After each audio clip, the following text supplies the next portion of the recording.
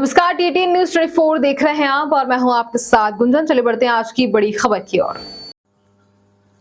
Shaktinagar Sonbhadra NTPC आवासीय स्थित विवेकानंद वरिष्ठ माध्यमिक विद्यालय परिसर में शनिवार शाम आरएसएस रेणुकूट जिला के जिला प्रचारक मनीष जिला संघ चालक के पूर्वान ने प्रेस वार्ता में बताया है कि 10,000 स्वयंसेवकों के 9-2,000 टोली बनाकर 450 मंदिरों में अखंड पाठ के साथ भंडारे का आयोजन किया गया और अभी तक 1.5 लाख लोगों तक आमंत्रण पत्र के साथ पूजित अक्षत भी दिया गया है। मंदिर प्रमुख श्रीलोकी मिश्रा ने बताया है कि सभी मंदिरों देवालयों पर एलईडी के से लाइव कार्यक्रम प्रसारित किया जाएगा। शक्तिपीठ मां ज्वालामुखी मंदिर में कलकत्ता से आए हुए कलाकारों द्वारा मंदिर को फूलों व झालरों से सजाया जाएगा। मां ज्वालामुखी मंदिर पर 5100 व खड़िया चैतन्य वाटिका में 1100 दीप प्रज्वलित किए जाएंगे। 11 विद्वान पंडितों द्वारा माता रानी व कलश की आरती की जाएगी। शिव तांडव की झांकी के साथ विहिप कार्यकर्ताओं ने एक कुंडल 11 किलो लड्डू के एक विहिप कार्यकर्ताओं ने 1 कुंटल 11 किलो लड्डू के भोग लगाया जाएगा। 22 जनवरी शाम 6:15 से 7 बजे तक महाआरती की जाएगी। बैकग्राउंड में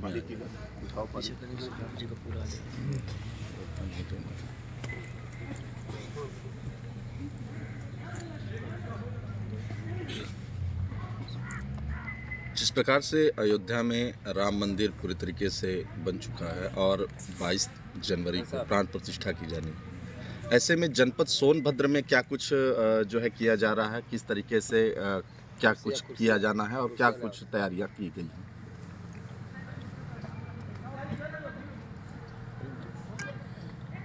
सोनभद्र की जो तैयारियां हो रही हैं, उस जनपद में एक मां ज्वालामुखी मंदिर शक्तिपीठ आता है और जो खंड खंड में कलश अक्षत यात्रा निकाली गई, उन लोगों का सामूहिक रूप से महाआरती मां ज्वालामुखी मंदिर में रखी गई है, जो 5100 दीप जला करके और गंगा घाट की जो आरती होती है उस तर्ज पर महाआरती, ज़रूरतमंद लोगों को कंबल वितरण और महाप्रसाद वितरण, राम कलेवा और लड्डू 1 कुंटल 11 किलो का वितरण करा करके इस कार्यक्रम को हम लोग संपन्न करेंगे। और जो इस क्षेत्र की जनता है उनसे अपील भी है कि यह महाआरती करने के लिए माँ जगत जननी जगदम्बा ज्वालामुखी के दरबार में शाम को 5 बजे से 7:30 बजे तक का समय दें और 5100 दीप 5100 दीप जला करके उन्हीं लोगों के द्वारा भगवान राम की आगमन का खुशियाँ हम लोग मनाएंगे और भगवत कृपा प्राप्त करेंगे। और भगवान राम का मंदिर के जो उत्सव मनाई जा रही हैं उसके अवलोकन पर हमारे यहाँ आरएसएस के जिला प्रमुख माननीय मनीष भाई साहब हैं, वो भी अपना वक्तव्य देंगे और इन्हीं के हाथ फुलझड़ियों को जला करके कार्यक्रम का समापन किया जाएगा। जय श्री राम। जिस तरीके से मंदिरों में जो है ये भी कहा गया है कि एलईडी की व्यवस्था की जाएगी और दोपहर में जिस तरीके से मंदिर में जो है भजन कीर्तन कार्यक्रम चलेगा, उसको लेकर के क्या कुछ किया जा रहा है? मंदिर पर अपने यहाँ हरि कीर्तन और भजन को लेकर के महिला मंडल द्वारा विस्तृत रूप में किया जा रहा है। मंदिर में एलईडी लगाई जा रही है कि जो हाँ अयोध्या धाम में भगवान को स्थापित किया जा रहा है, भगवान का पूजा किया जा रहा है हमारे माननीय प्रधानमंत्री नरेंद्र मोदी द्वारा, उनको देखने के लिए मंदिर पर एलईडी लगाई जाएगी और सारे राम भक्त वहां से उसका आनंद प्राप्त करेंगे। और भजन कीर्तन के उपरांत दोपहर में महाभंडारे का भी प्रयोजन किया गया है। क्या लगता है महाराज जी, जिस तरीके से ये भव्य कार्यक्रम है और अयोध्या में जो इस तरीके से जो है कि प्राण प्रतिष्ठा की जाएगी, उसको लेकर के यहाँ जो मंदिर पर कितनी की संख्या भीड़ एकत्रित हो सकती है, जो भक्त रहेंगे जो इस दिव्य दर्शन कर पाएंगे? देखें, अभी जो हम लोगों ने खंड खंड में कलश यात्रा अक्षत यात्रा निकाली है और घर घर में अक्षत और जो है निमंत्रण कार्ड बांटा गया है, उसके उत्साह को देखते हुए 10,000 से कम लोगों की जनसंख्या नहीं रहेगी। यह अनुमान लगाया जा रहा है कि 10,000 उन्हीं लोगों को, सारे लोगों को देख करके हम लोगों ने 1 कुंटल 11 किलो का प्रसाद वितरण लड्डू का भोग लगा करके भगवान राम को वितरण करने की है। तो जो हम लोगों का अनुमान है कि लगभग 15,000 लड्डू बांटने का यहाँ पर प्रोग्राम रखा गया है और भगवान को रखा गया है। और जो ये खंड खंड में मंदिरें हैं वो सारे मंदिरों में अपने सब लोग दीप प्रज्वलित करके भगवान को भोग लगा करके अपने उत्साह को तो मनाएंगे, लेकिन उन 15 मंदिरों को या जो इस ज़िले में मंदिर पड़ते हैं उन लोगों से भी, वहाँ के व्यवस्थापकों से, वहाँ के पुजारियों से भी, वहाँ के महंतों से भी, वहाँ के प्रधान पुजारियों से भी मेरा यह करबद्ध प्रार्थना है कि अपने अपने मंदिरों में राम और दीपावली तो मनाएं, और मनाने के उपरांत यदि आपको समय बचता है तो आप महाआरती में ज़रूर सम्मिलित हों। अयोध्या में राम मंदिर जो है कि बन चुका है, अब जो है 22 तारीख को प्राण प्रतिष्ठा की जानी है। उसको लेकर के जो है कि आरएसएस द्वारा क्या कुछ तैयारियां जनपद में की जा रही हैं, उसकी क्या रूपरेखा भी बनाई गई है? किसी अभियान या किसी कार्यक्रमों को लेकर संगठन की अपनी व्यापक कल्पना होती है और हम सभी कार्यकर्ताओं का यह कर्तव्य होता है उस कल्पना को मूर्त रूप देने के लिए एकदम बिल्कुल उनकी समन्वित पद्धति से एकदम लीक पर चल के एकदम किंचित मार्ग से हटते न हुए एकदम पॉइंट टू पॉइंट कह सकते हैं, उसको धरातल पर उतारना और समाज के बीच ले जाना। श्री राम जन्मभूमि का प्राण प्रतिष्ठा कार्यक्रम लगभग 550 वर्षों के हिंदू समाज की परिकल्पना के बाद एक बड़ा उत्साहजनक कार्यक्रम है।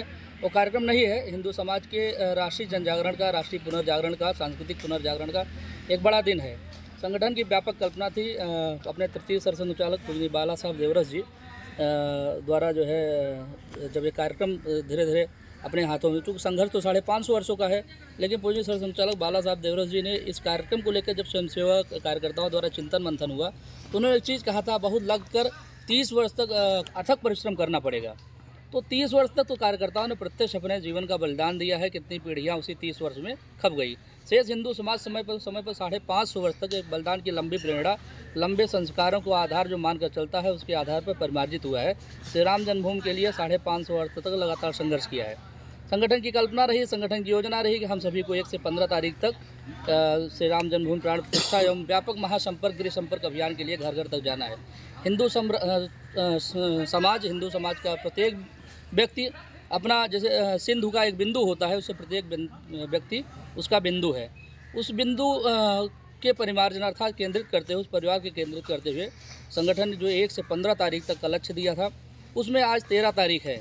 अभी तक जो हमारी 10,000 कार्यकर्ता, विचार परिवार तथा अन्य हिंदू पंथों को मानने वाले ऐसे कार्यकर्ता जो समाज संगठन से समाज के कार्यक्रम में जुड़े, ऐसे 10,000 से अधिक कार्यकर्ता स्वयंसेवक इसमें सक्रिय हुए, जिसमें 2,000 से अधिक टोलियाँ बनी। 2,000 से अधिक टोलियाँ जब बनी तो जो लक्ष्य लिया गया 13 तारीख तक, अभी तक जो वृत्त हमारे पास है 1.5 लाख से अधिक परिवारों ने हमने संपर्क किया है। अभी 2 दिन शेष है, आज और कल। तो कल रविवार है, तो सभी बंधुओं के जो विद्यार्थी हैं, सभी कर्मचारी बंधु हैं, जो स्वयंसेवक कार्यकर्ता हैं, वो छुट्टी पर रहेंगे। तो कल एक व्यापक महासंपर्क अभियान करके, कल का दिन एक प्रमुख दिन है, विशेष दिन।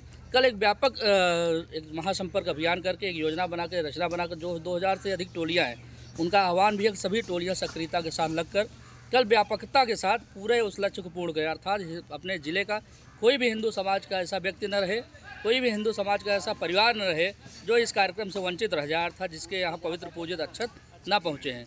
ये कार्यक्रम अपनी अनवरत गति, अनवरत दिशा में, अनवरत प्रेरणा के साथ चल रहा है। शेष इसके बाद 22 जनवरी को श्री राम जन्मभूमि प्राण प्रतिष्ठा का जो दिवस है, वास्तविक सांस्कृतिक पुनर्जागरण का एक भव्य दिन है। समाज से भी आग्रह है, संगठन ने व्यापक कल्पना किया है अपने ज़िले में, रेणुकूट ज़िले में 450 मंदिरों का योजना रचना से आई है। 450 मंदिर जो अपने ज़िले में है, उसमें 150 से अधिक मंदिरों पर एक व्यापक भंडारे की कल्पना तथा उसी स्थान पर जो बड़े मंदिर हैं उनमें LED से सीधा राम जन्मभूमि का प्राण प्रतिष्ठा का सीधा प्रसारण करने की योजना है। शेष श्री रामचंद्र जी के उपासना पद्धति में, चाहे सुंदरकांड हो, चाहे हनुमान चालीसा हो, चाहे श्री रामचरितमानस हो, श्री राम विजय महामंत्र हो, श्री रामचंद्र की स्तुति हो, ऐसे जितने भी उपासना को उनकी पद्धतियाँ हैं, उस सभी प्रकार का अन्यान प्रकार, जहाँ अन्यान मंदिरों पर किन्हीं न किन्हीं प्रकार का कार्यक्रम 11 बजे से 1 बजे तक रहेगा। समाज के सभी बंधुओं से, हिंदू समाज के सभी बंधुओं से आह्वान भी है और आग्रह भी है। हम लोग 1 से 15 तारीख तक जो पत्रक महासंपर्क अभियान के अंतर्गत ले गए हैं, उनसे आग्रह है कि अपने निवास स्थान के केंद्रित मंदिरों पर 11 बजे से 22 तारीख 11 बजे से 1 बजे तक वह ज़रूर उपस्थित रहें। वहाँ जो भी वाचन का कार्य, जो भी आध्यात्मिक पूजा पद्धति, जो भी अपने कार्यक्रम वहाँ चले, उसमें सहभागिता करें, और सहभागिता न करें उसमें अपना सक्रिय योगदान दें, चाहे वो भंडारे का कार्यक्रम है, चाहे जो। और शाम को जैसे बहुत सारे बंधुओं ने, समाज के बंधुओं ने स्वयं प्रेरणा के आधार पर हम लोगों से चर्चा वार्ता किया और कहा है कि हम लोग स्वयं अपनी कॉलोनियों को सजाएंगे, अपने गाँव को सजाएंगे। तो हमारा समाज के सभी बंधुओं से आग्रह है कि हम सभी बंधु समाज में प्रेरित होते हैं। श्री रामचंद्र जी का संस्कार एक सामान्य संस्कार नहीं है, एक मर्यादा का एक बड़ा उदाहरण श्री राम भगवान हमारे जीवन में है। हमारे जीवन में ही अनजान 550 वर्षों की गाथा के आधार पर हम लोग आज उनकी प्रेरणा लेकर आ रहे हैं और लगभग 550 वर्ष तक यह इसी प्रकार विद्यमान रहे, अर्थात यही प्रेरणा यही उत्साह बना रहे। इसके लिए सभी से आह्वान है कि 22 तारीख को अपने घरों में एक व्यापक दीप प्रज्वलन का कार्यक्रम, घर में रोशनी झालरों से, समाज में, गली मोहल्लों में, मंदिरों में, जहाँ भी जैसे मौका मिले अपनी क्षमता योग्यता के अनुसार, अपनी परिमार्जन व्यवस्था के अनुसार एक व्यापक दीपोत्सव से भव्य कार्यक्रम करें। तो यह मान के चले कि यह दीपावली हमारे जीवन में बहुत लंबे संघर्ष के बाद आई है। मात्र दीपावली नहीं है, महादीपावली है। जैसा संगठन ने कल्पना किया है कि अपना ग्राम अयोध्या धाम और अपना मन भी उसी प्रेरणा उसी संस्कार के आधार पर चले। मेरा आह्वान है 22 तारीख को इस कार्यक्रम जो योजना रच रहा है, इसको कैसे व्यवस्थित रूप से और एक उदीप्तमान सूरज की भांति जैसे तुलना प्रकाशित है, वैसे कार्यक्रम 22 तारीख को कार्यक्रम दुनिया में भारत को दिशा दे या भारत के माध्यम से दुनिया दिशा प्राप्त करे, ऐसी प्रेरणा, ऐसा आग्रह समाज के बंधुओं से है। क्या कितने लोग यहाँ से जनपद से 22 तारीख को जाने वाले हैं? क्योंकि उस दिन जिस तरीके से ये देखा गया है कि सुरक्षा को लेकर के काफ़ी भक्तों को मना किया गया है और एक लिमिटेड जिस तरीके से कह दिया जाए कि उतने ही लोगों को वहाँ जाना है, तो क्या जनपद से भी कुछ लोग जाने वाले हैं? चूँकि प्रत्यक्ष अप्रत्यक्ष ढंग से कहीं न कहीं संघ ऐसे सांस्कृतिक कार्यों में अपनी भूमिका ठीक ढंग से अदा करता है। इस कार्यक्रम में भी संघ की कहीं न कहीं भूमिका है थोड़ी सी। जैसे सांस्कृतिक संघ एक सांस्कृतिक संगठन है, सामाजिक संगठन है, तो यहाँ संस्कृत और समाज की बात आती है। राष्ट्रीय स्वयंसेवक संघ लगातार उस व्यवस्था के परिमार्जन के लिए खड़ा होता है। तो वहाँ की व्यवस्थाएं सुचारू दृढ़ रूप से व्यवस्थित ढंग से कैसे चले, उसके लिए प्रशासन का, शासन का और लोगों का वहाँ स्थानीय स्तर पर अपना प्रयास है ही। संघ की व्यवस्था के अनुसार कुछ चयनित स्वयंसेवक जिले भर से, जैसे इस जिले से 5 से 8-10 स्वयंसेवक ऐसे जाने हैं, जिनका चयनित, उनका प्रशिक्षण एक बार हो गया है। अभी 1-2 प्रशिक्षण होगा। वो प्रशिक्षित कार्यकर्ता उस लगभग 10 कार्यकर्ता अपने ज़िले से वहाँ व्यवस्था और सेवा देने हेतु जाएंगे। वो चयनित कार्यकर्ता हैं और उनका प्रशिक्षण भी अनवरत 1-2 बार और चलेगा। उस चयन प्रक्रिया के बाद जो भी